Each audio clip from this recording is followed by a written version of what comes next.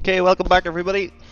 What we're going to be looking at today is how to get started with the basics in Flight Sim, how to basically set up the controls. Just quickly going to look at that.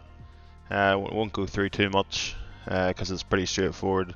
And then we'll have a look at like a basic Cessna or something like that. We'll look at the gauges and the controls really quickly, and then we'll spend most of the time on learning how to trim during the different phases of flight. So trimming's probably one of the most important things in flying. If your aircraft's in trim, it takes a lot of load off you as the pilot. It frees up a lot of capacity, and it means that you can basically take your hands off the controls and just let the plane do what it wants to do. And if it's in trim, it makes everything else really straightforward. So we'll look at the controls first of all. So if you're looking for control settings in Flight Sim, they're all in here, and it took me a while to find them. There's a filter here, so if you're looking for stuff that's not actually assigned yet, you can find them under this tab. You just click all, and then so you've got everything in here. Most important ones are obviously flight control surfaces, making sure that this is on mice, so they're not assigned. But if I went to joystick, so you'd find your ailerons, elevator, rudder axes. I've got my own rudder pedals, and then I have my own throttle setup as well. But that's where everything is. It's really easy to assign something. If you wanted to assign, say we wanted to assign our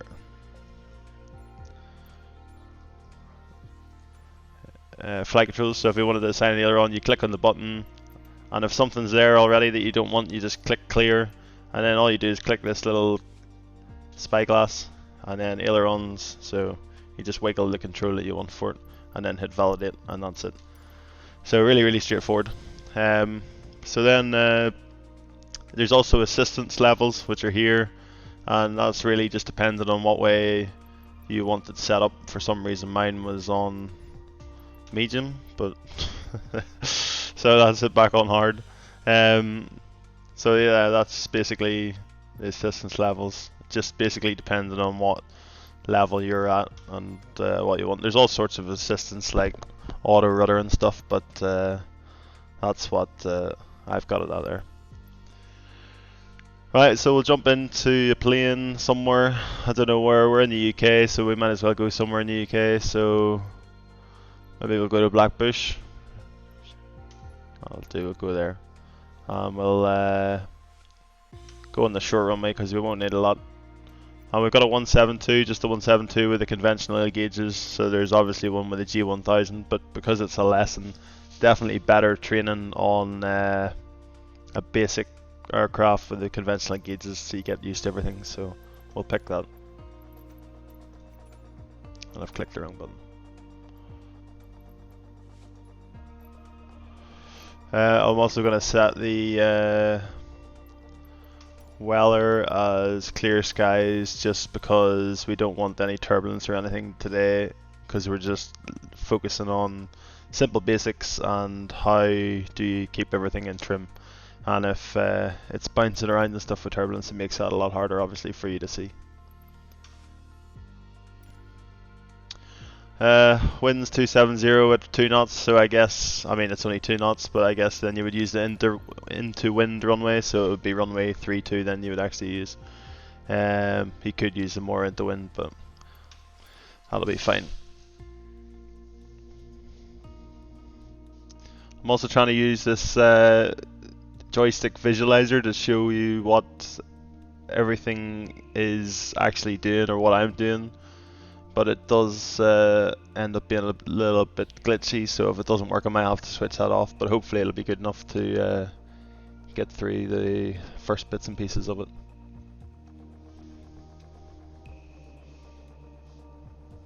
If you have any questions or anything while I'm going through, put them into the comments in the chat, and then our one viewer can ask questions.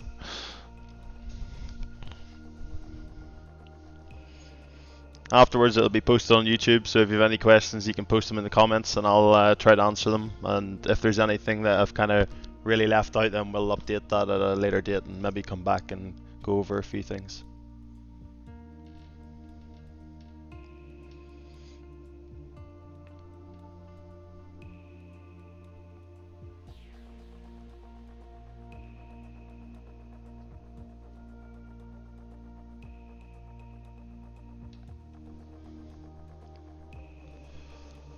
One downside of flight sim is it takes ages to load, but once it loads it seems really good. Streams or the scenery and stuff doesn't seem to be too glitchy or anything, so I haven't had any issues. Haven't had any frame drops or anything. Seems to be running pretty well.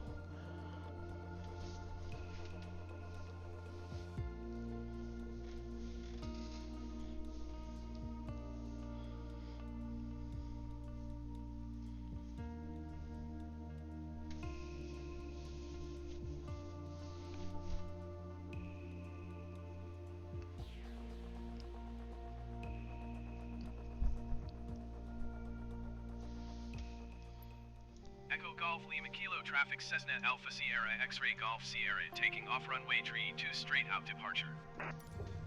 Oh, that's good. We've got big X on the runway, but we'll not worry about that today.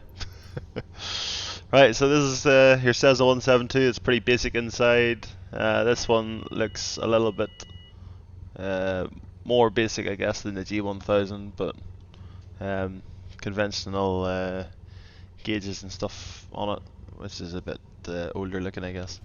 Outside, if I can find the right button.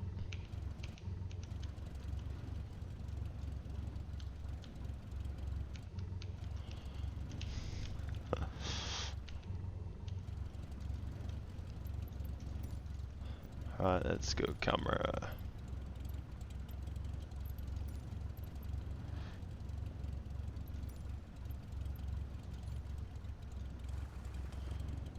Right, here we go. So this is obviously your basic 172, fairly straightforward. These are the kind of planes I'd recommend you start flying on if you haven't flown in flight sim before. It's fun to jump into jets and stuff, but if you're kind of serious about getting good at it, it's better to start on these, kind of learn the basics and then work your way up. So on this it's a high wing aircraft, so there's some benefits and negatives with that, but I'll not talk about that now. Opposed to low wing, we've got ailerons on the top of the wing, which are quite big on trainer aircraft like this, so it gives you good control. And that's those basically. So that's left, so right side goes down, left side goes up, and then that's the opposite, that's right. You've got two big elevators at the back. They're what make you pitch up and pitch down. They're what we are going to be trimming today. So whenever we talk about trim, I don't know if you can see it moving here. No. Whenever we talk about trim on the elevator, that's what we're moving. So we're trimming the displacement of this basically into the airflow. And then the other big thing on this is your flaps, which on this I think they have 3 different stages of flaps on a Cessna. So that's those. Fairly straightforward. There's nothing really overly complicated about it. It's really straightforward. We'll go inside again and have a look in there. So inside you've got your yoke in front of you, so backwards, up, down, left and right, and my joystick thing isn't working. I'm just going to turn that off. 1 second.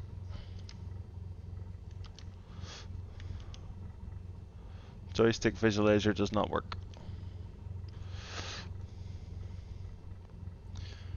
So yeah, so that's the yoke, which is your kind of primary flight controls, and then you have your rudder pedals down below, which are also fairly important. Single engine plane, you tend to use them more on something like a twin engine jet. You don't really use rudder pedals that much unless you're on the ground, or if you're unlucky and have an engine failure or something like that. On top of the rudders you've also got your brakes, which you can kind of see them moving there. That's those. So yeah, you've got your right brake as well and the left brake, so separate. You can use them separately, and you can get differential braking and stuff out of those then. So that's quite good to know if you're trying to turn in tight spaces, stuff like that. Inside gauges wise, we'll only really worry about probably 3 of them today, but well, this is the 6. They call this a 6-pack. So it's airspeed indicator, shows you how fast you're going. That's in knots. Some planes are different. Some are kilometers, some are miles per hour. This is an artificial horizon that shows you your plane's relative pitch compared to where it is against the horizon. So the brown represents the ground, the blue represents the sky, and this little orange line in the middle is us in the airplane. So that moves relative to that. This is the altimeter. Generally, in civilian stuff, we fly on QNH, which means that whenever your altimeter is set properly, you'll see your airfield elevation on the ground. So here we're about 330 feet, something like that. If you were flying on QFE, it would read 0 on the ground, which is easier for doing circuits and things because you just need to fly at 1,000 feet. But if you're flying on QNH, then you just add the airfield elevation onto your circuit height. Then we have the bank angle and the ball and slip indicator. So this little black ball, you'll probably see it moving around as we start flying. Basically, it shows you your slip of the airplane relative to the airflow. So we have to try and keep that as straight in the middle as we possibly can. This is an HSI, can't remember if it's, or it might be just a DI, directional indicator, so it shows you your direction that you're pointing, and it probably needs to be set, not quite sure, I need to look it up, but this probably needs to be set against the actual compass, and it's normally just a gyro in there that keeps it in the one position, so every now and again it'll drift a little bit and you have to keep resetting it to your compass, but we'll not talk about that now. Vertical speed indicator, which can be useful, but we'll discuss some of the faults with that and the kind of traps of using that whenever you're starting out. Your GPS, radios, your transponder, autopilot, we'll not really look into that too much today. So what we're going to do is we're going to take off. We've got our trim set for takeoff, so you can see here it's in the white, on the white triangle. So that should mean once we go along the ground, we get to about 60 knots, we start pulling back, then you'll pitch up and you'll start climbing away, and what we'll do is we'll try to hold 60 knots so we'll have full power on. So if the airspeed keeps increasing, we'll pitch up more so that it holds the speed and then starts bringing the speed slowly back to our climbing speed. So we'll rotate at 60 knots and then we'll climb away at 70 knots, which is there. So we'll hold 70 knots and then we'll climb up to 1,000 feet, and then I'll put it in trim and we'll kind of discuss what I did and how you did as we go. Okay.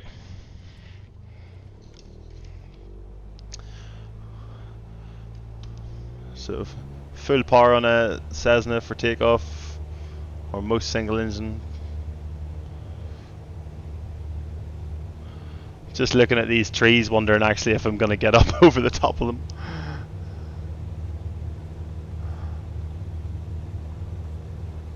Right, there's 60 knots. Ooh.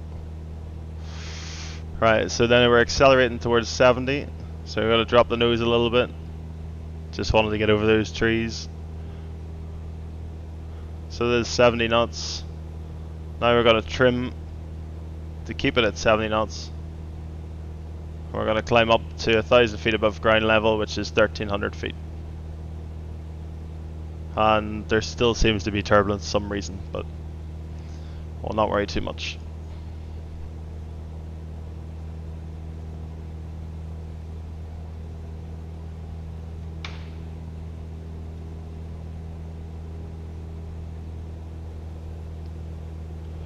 So the speed increased a little bit, so just pitch up, get the speed back, pitch back down so it holds 70 again.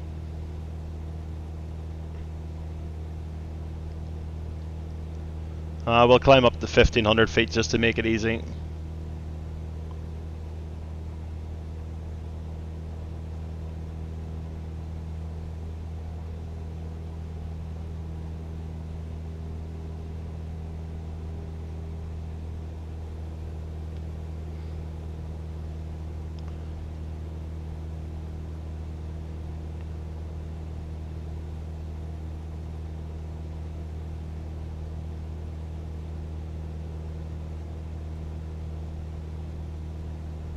So now we're going to push the nose down, we're at 1,500 feet. We're going to let the plane accelerate. As it accelerates, we're going to need to press forward or roll the wings level. We're going to have to press forward on the control stick to keep at 1500 feet. As it speeds up, it gets more lift.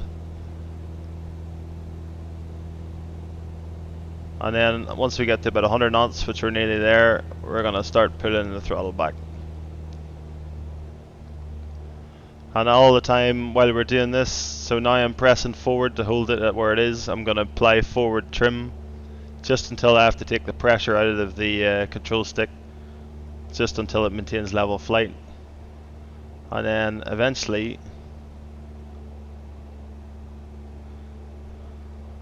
we will be in level trim. So you can see it's more or less there now. I've got my hands off the controls now, so it's descending a tiny bit, but more or less in trim. So it's holding its altitude, it's cruising at about 110 knots, just maybe below, and yeah, everything's going smooth there. So might every now and again just notice it, especially if there is a little bit of turbulence. It might wander off a little bit, so it might climb up or descend a little bit, so you might just have to tweak it, especially in smaller planes. In bigger planes it's far easier to get them in trim, and because there's more weight, they're more stable, they don't bounce around as much. So what we'll talk about now, so that was trimming for level flight. So what we'll do is we'll go into a climb, and then we'll level out, and then we'll go into descent and level out, and we'll talk about them a couple more times just so that we go through everything. So what we're going to do now is we're going to climb at 80 knots. So we'll climb up to probably about 3,000 feet, something like that should be enough to show. Right, so what we're going to do is we're going to apply full power. So now we've got full power on, we're going to pitch up. We're going to let the airspeed bleed off, so it's going to climb up quite quickly to start off with, to 80 knots.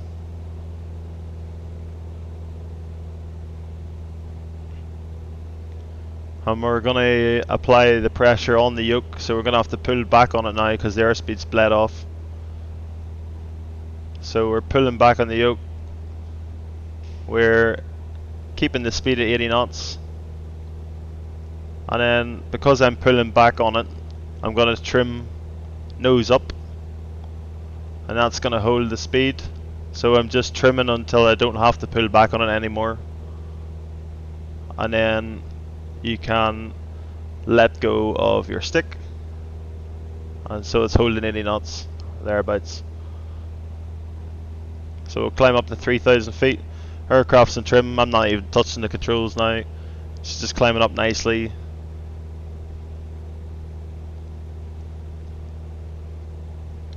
And then we're going to level off at 3,000 feet. So at 3,000 feet we're going to push the nose forward. We're going to accelerate up to 100 knots. And we're going to hold the forward pressure on the yoke until the speed is built up. We've pulled the power back, so we'll pull the power back to our cruise setting, which is about something like 2200 RPM. And then whenever the power is at the cruise setting, we'll trim the aircraft for level flight, so we'll have to trim the nose back down again.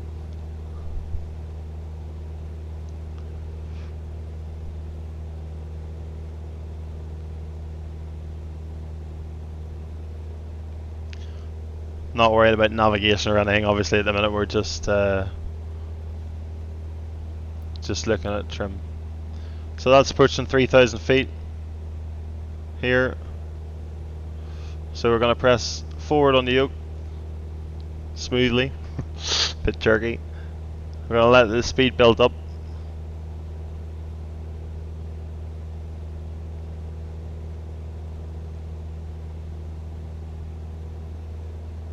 And we're going to keep that forward pressure on to hold it.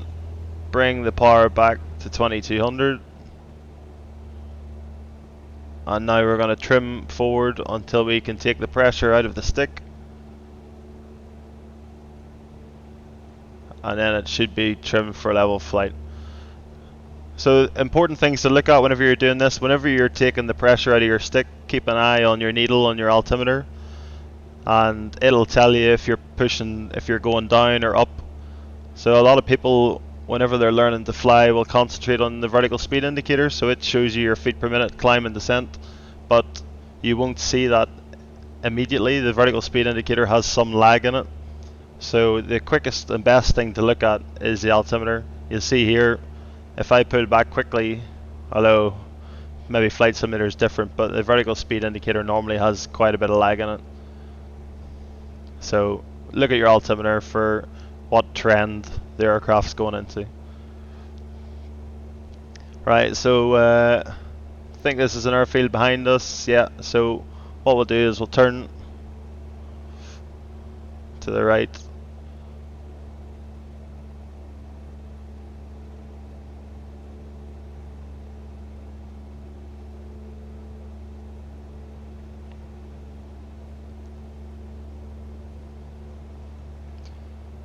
And we'll do a descent at 80 knots. So first thing we're going to do is we're going to take the power off to an RPM for descent, so about 1500, something like that. So take the power back, and we're going to hold our altitude, so we're not going to let it descend until it gets to the airspeed. So once it gets to 80 knots, I'm going to let it start going down now. And that pressure that I've got in the stick to hold 80 knots, I'm going to trim backwards for that. So if you reduce speed, normally you have to trim up. If you increase speed, you'll have to trim forward, as a kind of general rule of thumb. Should be an airfield out here somewhere.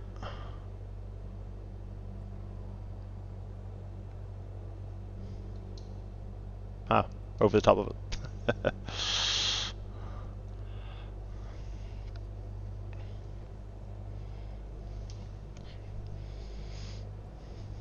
So you'll see now I wasn't paying attention, which is what happens, I guess, sometimes. But you'll notice that the speed had built up and the plane decreased the descent rate. So because the speed increased, the wing produced more lift, and it stopped descending as quick.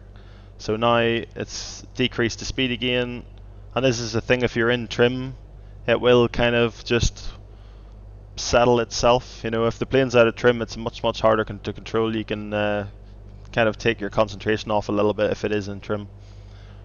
So we'll pull back again for 80 knots and retrim. If you notice it doing stuff like that, it probably wasn't in perfect trim for 80 knots. It was probably trimmed for slightly more than that, which is why the plane picked up airspeed. But it just takes a bit of practice, and it is something that you constantly have to be aware of, and it becomes generally second nature. So it just takes a bit of time. Right, once we get to about 1500 feet, we'll increase our power again. I'll start a turn as well. We'll increase our power again. We'll pull back to level out at 1500 feet, and we'll retrim for that. So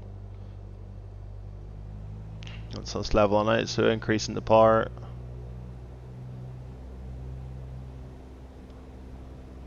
And we'll leave it trimmed at 80 knots now. So in a small plane, you use your engine to control, so your power setting to control your descent rate, and you use your pitch to control your airspeed. So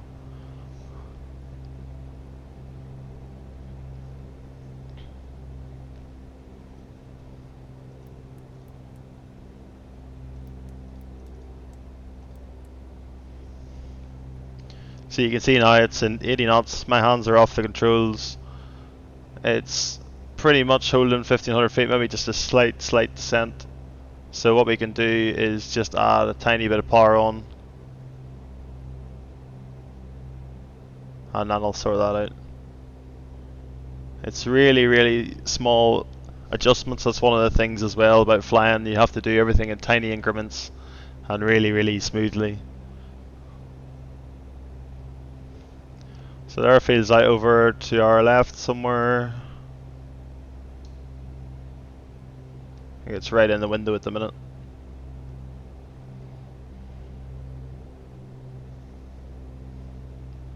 Yeah, I suspect it's him watching the chat.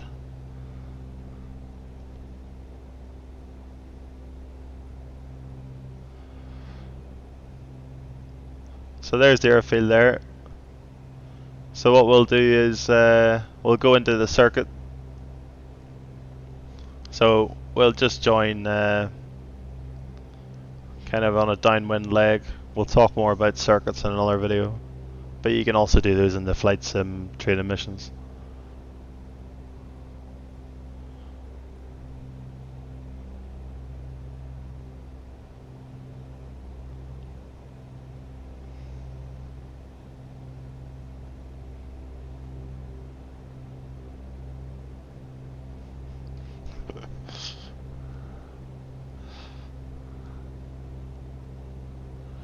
See a green beacon on the airfield. Oh, it's not green anymore. Yeah, it's a civilian airfield.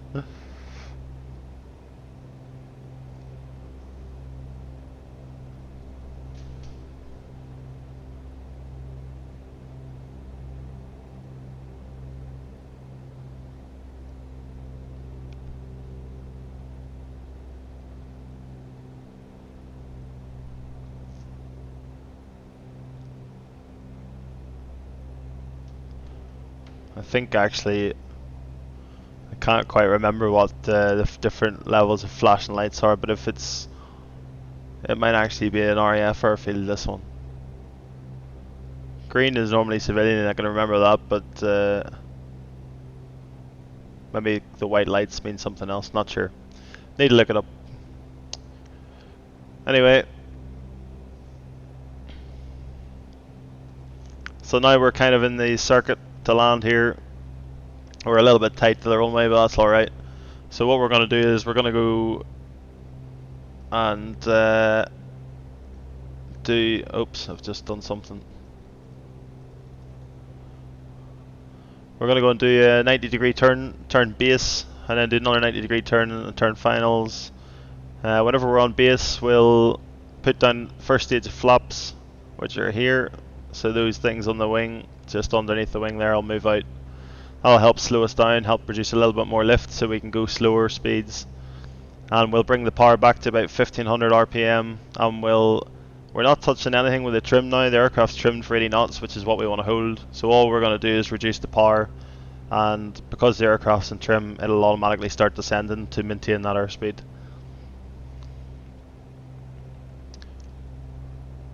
So we're quite tight, so it might all happen a bit fast, but so we'll start the turn.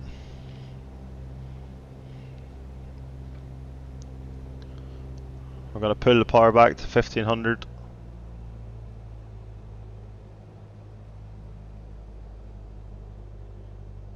And you'll see there's the altimeter dropping, and we're already descending. Aircraft's maintaining the airspeed. And we'll put down the first stage of flap.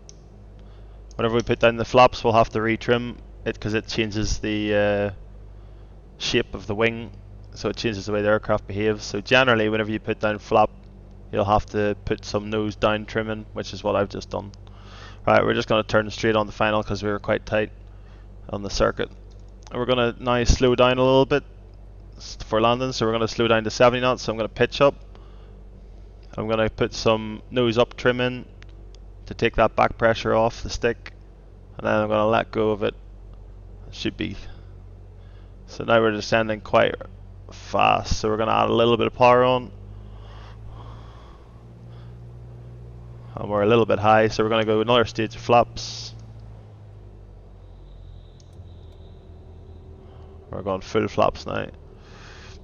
And we're going to retrim for about 60 knots, so whatever direction you have to put a control input in to maintain that 60 knots, so I'll have to pitch up a little bit, and I'll put a wee bit of back pressure on. 60 knots is probably a little bit slow. It probably would have been more like 70, maybe touching down at 60, but we'll not worry too much about it today.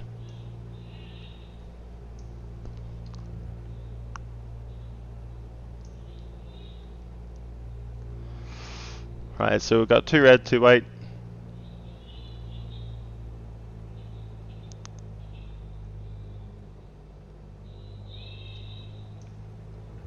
Oops, that was me on the joystick doing other things.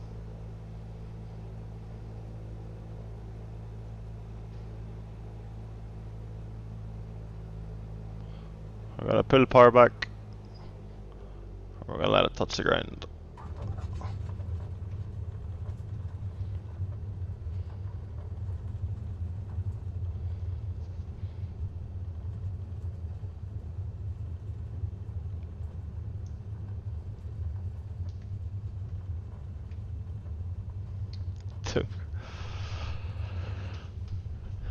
So that's basically it for trimming. It's all just basically down to practice. The approach was a bit kind of rushed in the end there, but you get the idea. If you change the config of the plane, if you put down flaps, if you add power, well, that's not actually true. If you change the config of the plane, you'll need to retrim. So we saw that if it was in trim and you wanted to climb, all you need to do is add power. If you're in trim and you want to descend, you just need to take off power. And if you're changing your airspeed, then you'll need to retrim for the new airspeed. So,